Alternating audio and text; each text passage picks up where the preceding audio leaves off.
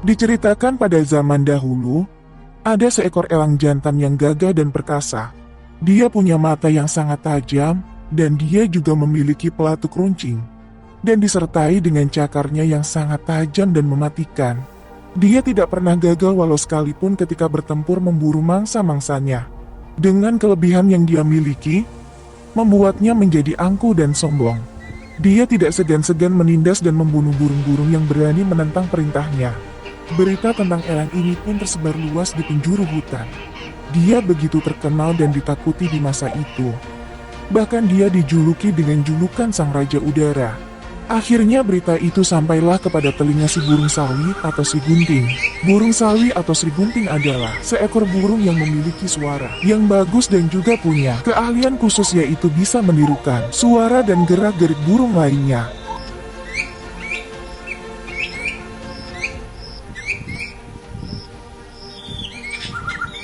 Dinamakan Sri Gunting ialah karena burung ini memiliki ekor yang terbelah dua mirip seperti mata gunting yang siap memotong benda yang ada di depannya.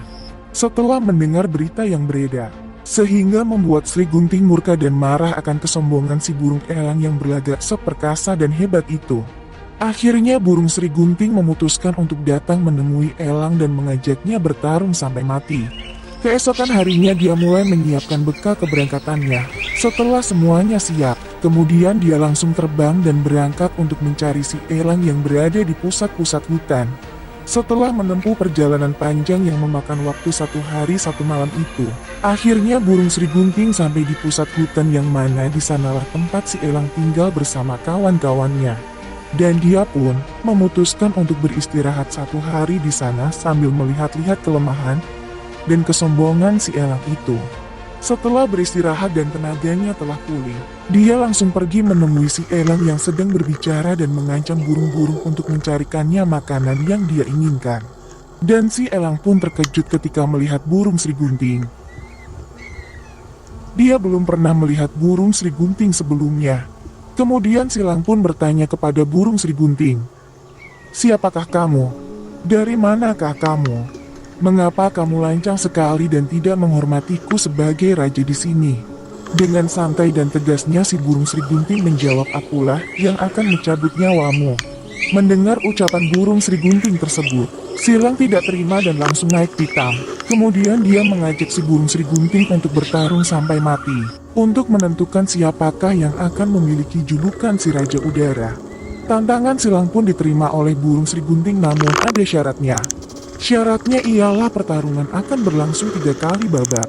Babak pertama ialah bertarung membawa garam atau kapas di dalam hujan lebat.